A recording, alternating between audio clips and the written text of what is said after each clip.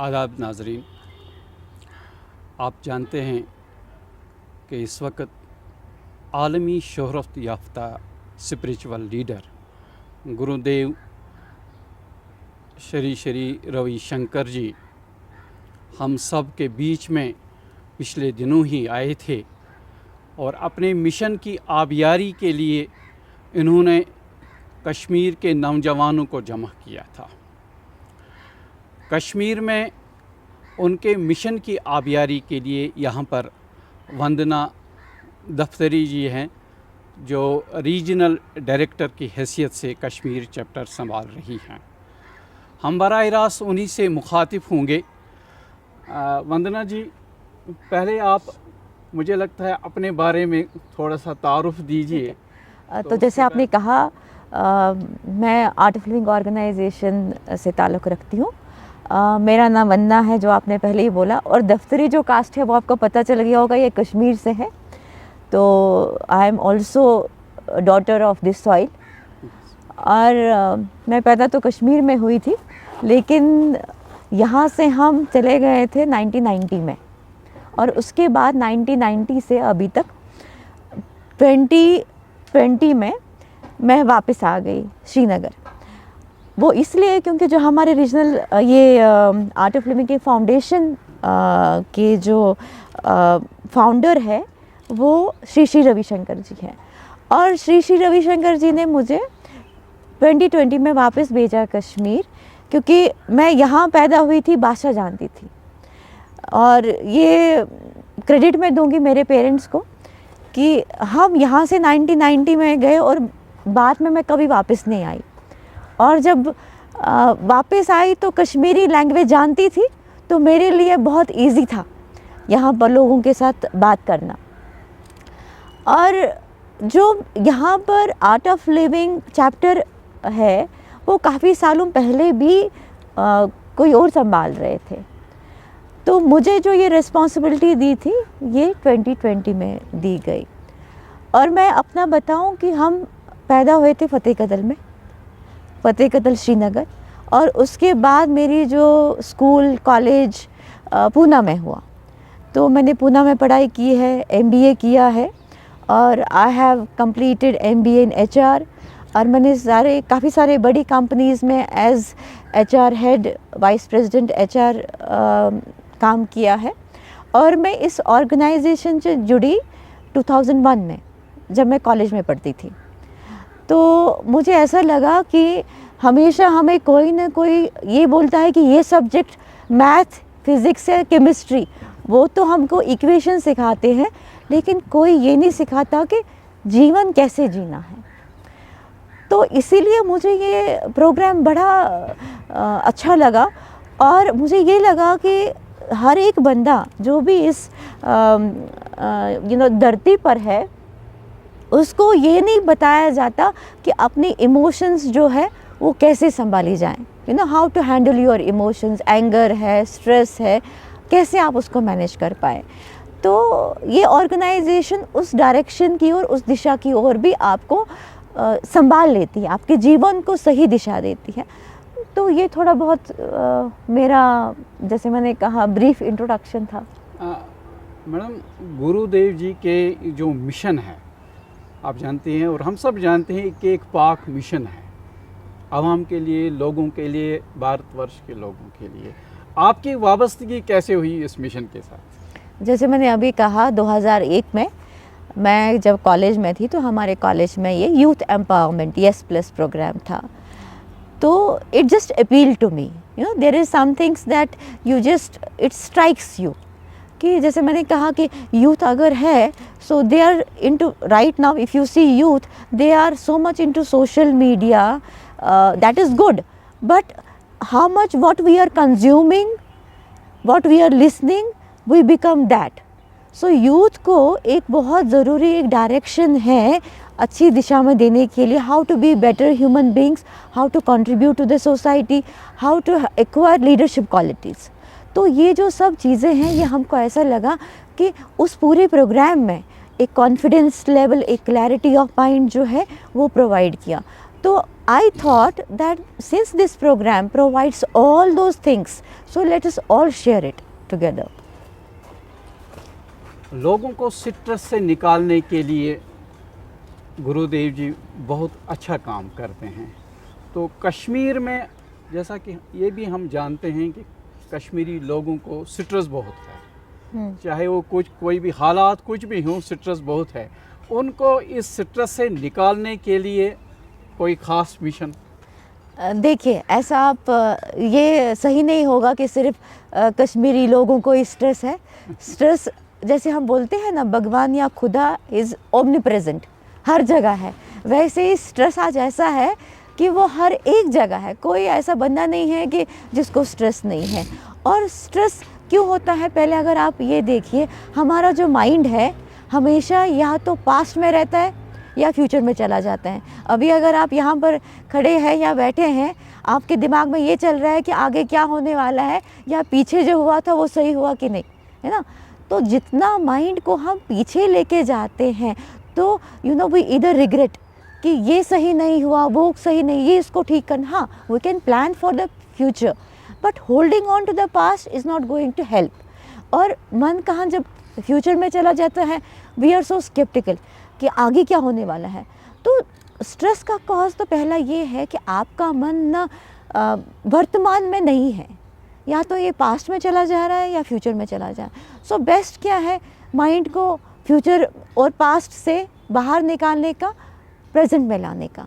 और प्रेजेंट में कैसे हम लाएं ब्रेथ को, माइंड को? Through breath. Mind when it goes to the past और the future, it brings stress to you.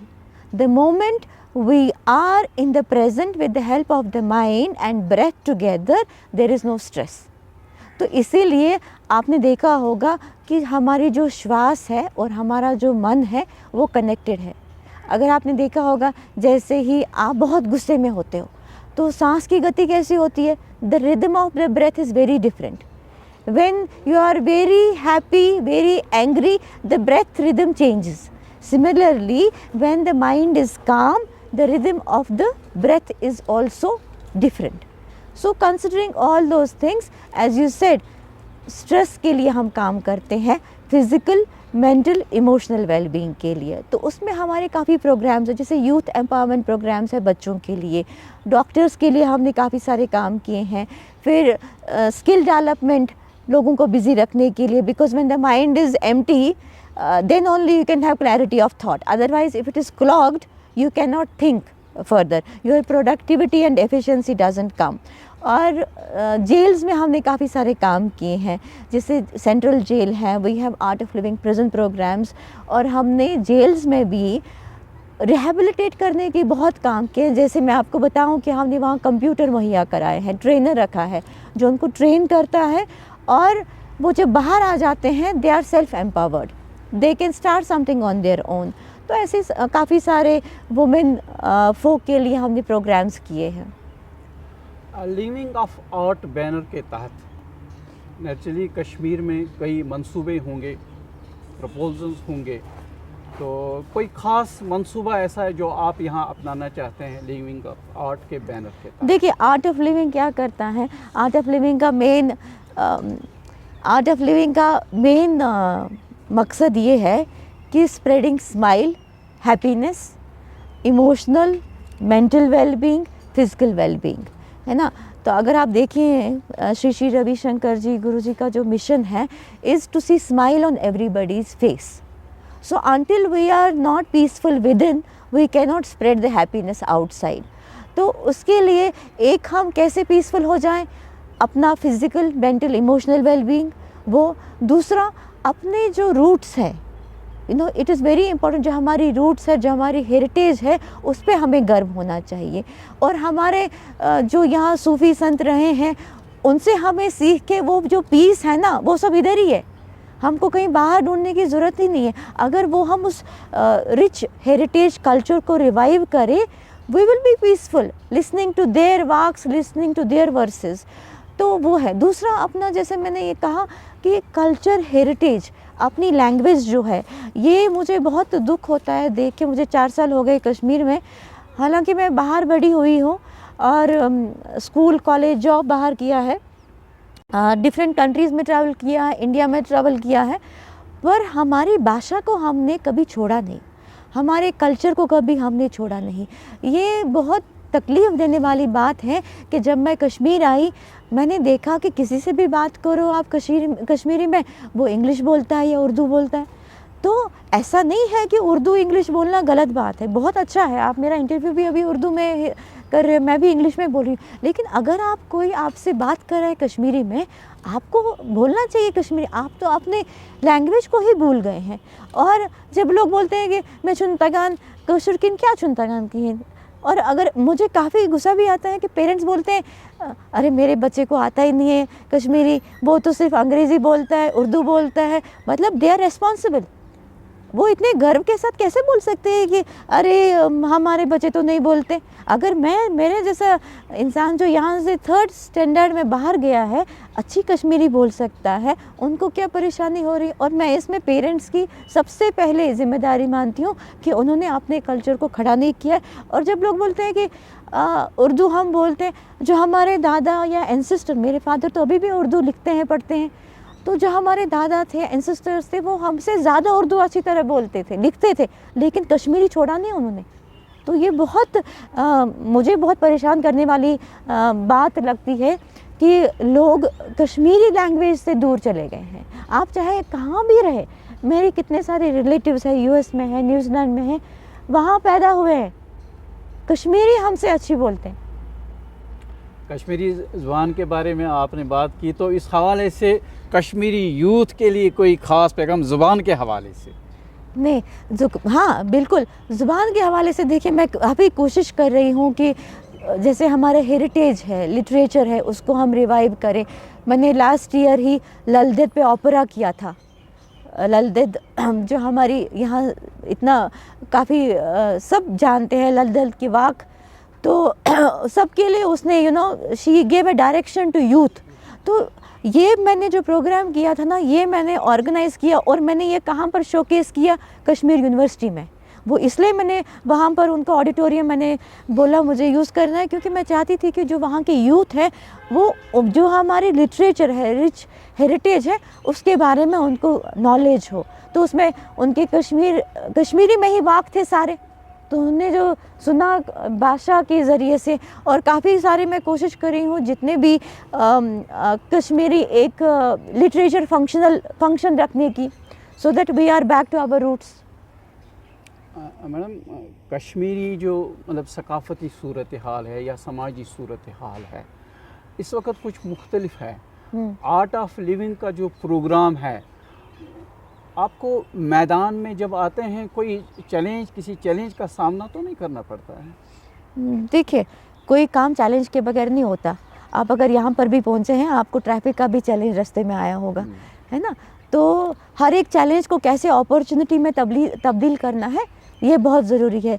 मैं आपको बताऊं, जब मैं यहाँ पर पहली बार आई 2020 में, तो पहला ही चैलेंज ये था कि कोविड लॉकडाउन था, कोविड था पूरी दुनिया में और लॉकडाउन हुआ था।